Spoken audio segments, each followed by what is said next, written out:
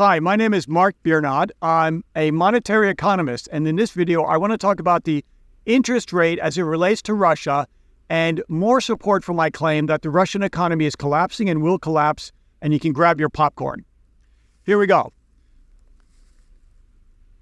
Nabiullina, the Russian central bank governor, raised the rates from 16 to 18%, even since my last video. We can just call her Elvira for short. She's saying a lot of speculative things that I'm questionable why she's not being arrested by the Moscow leader. Let's go into that video. But before I do that, I want to first start talking about the state of the Russian economics. I want to talk about interest rate theory, give you a conceptual framework which you can subsequently hang facts and data on, because I always like to go in depth beyond the average YouTubers out there.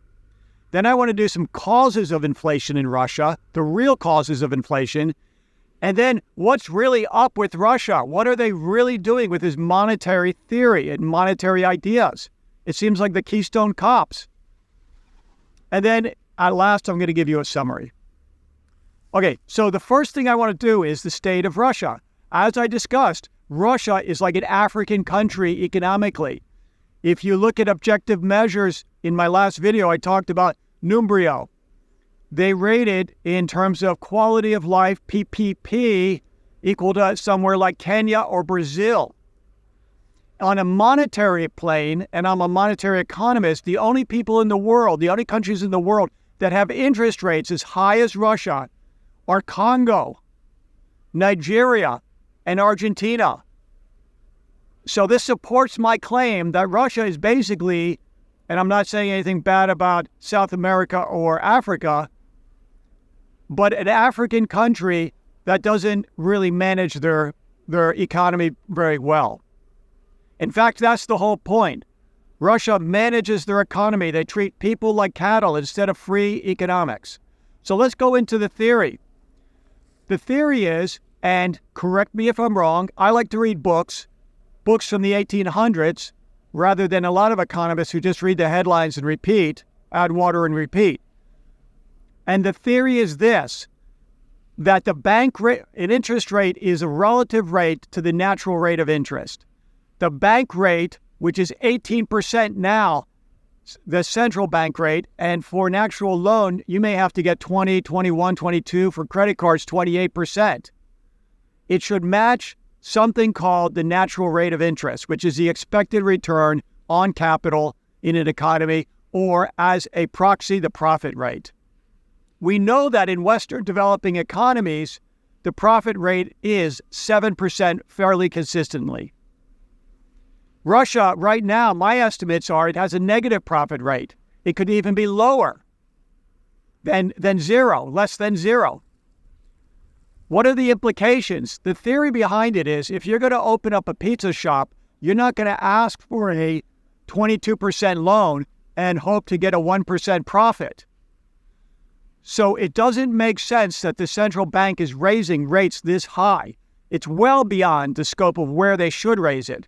They should either match the natural rate of interest, or at the very least, they should match the inflation rate, just as a rule of thumb. Currently, they're claiming the inflation rate is between 7 and 7.5%, and their goal for the end of 2025 is 4.4 to 4.5%. Their optimal band in inflation any central bank should pursue between -2 and +2. Once you start getting into 4%, you have some lag and anchoring effect on the economy. Once you get higher, it absolutely drags the economy down. And the Russian economy, I can tell you right now, it's not 7 to 7.5%. People writing me and YouTubers telling me, but also people in Russia, and I'm looking at Numbrio data, and I'm looking at specific data, it could be 50%. Why else would the central bank take radical action like raising interest rates to 18%? Most modern countries like Switzerland have 1.25%. The United States, we're over the top at what, 5%, 6%? We're never going to go to even 7%, but rates are pretty low right now. even though they're historically high. So what is Russia thinking? So let's look at the examination. Let's examine the causes of inflation in Russia. Inflation comes from three components. It's either a monetary cause, Anna Schwartz, Milton Friedman. Inflation always is a monetary phenomenon. That means monetary aggregates have been expanded so rapidly that according to the quantity theory of money, who Nicholas Copernicus actually started to popularize in the modern world, that the monetary base will expand as long as the velocity of money is constant, and it will increase the price level. That's what they're thinking and telling everybody in Russia. They say, okay, so we had some loose interest rates and now we're tightening it up. But that's not true. Let's look at the second theory. The second theory is the economy is just so hot. Demand is hot. That's another thing that's circulating around Russia. And that's not true. Because if interest rates are 18% or really 20%, 22%, credit cards are maxed out in Russia, and people are going into debt with disposable income of $550 a month, where pensioners get $220 a month. The economy, I can tell you right now, if you believe that, I'm going to fly back to Florida and sell you some swampland. It's too cold, if anything, right? So where's this inflation coming from? Because people are not incentivized to borrow at 18% and start a pizza company earning, let's shoot the moon, 7%. What's happening? It's a supply side issue. Knut Wicksell, 1898, he believed in this money macro equilibrium where we should have stable prices. However, after World War I, he made a revision of his theory, and he said, in terms and times of declining productivity, such as horrible events in the world, geopolitical events, natural disasters, when everything's collapsing, you see a productivity decline. And that results in shortages. Shortages result in inflation. So productivity is inverse to inflation. So according to, again, some data, we've had 90% inflation in the potato market. That's not because the demand for potatoes went up 90%. In the housing market, if the price of a house is 18 times the annual income, that's a distortion in the market. That's not because demand is just so incredibly hot because everybody's so rich. It's because nobody's constructing houses, new construction. Nobody's growing potatoes. There was some really crazy weather in Europe, and that's going to add fuel to this. Even the wheat around here, it wasn't the best yields. People are leaving the private sector. Investment is driving up. So we examined the three causes of inflation, and it's the latter. There are shortages already existing in Russia. That's why housing is going up. That's why food prices are going up. That's why all the inflation is going up. And monetary shenanigans, I'm going to call shenanigans on the Russian central bank, doesn't fix that. Let me explain why. Let's say I put a bag of money in this field. Is that going to grow potatoes? Let's say I change the interest rate. Is that going to create a house? Who creates houses? Who creates potatoes? People, humans, putting the sweat and toil into it. They grow potatoes. They build houses. Why can't they do that? Because they're all being channeled into an unproductive activity, geopolitical activity into Ukraine. Let's talk about that. Let's talk about what the central bank is really up to. My theory is the Soviet Union, maybe 3.0 now. They want to squelch out all private investment and consumption with inordinate interest rates that are very high. If the economy equals Y equals C plus I plus G, then we can say NX. NX is gone with foreign trade sanctions. Y being for national income, C being consumption. We know that people aren't going to take it. If they're maxed out, they're not going to take a 22 or 28% credit card loan with $550 disposable income, Numbrio data.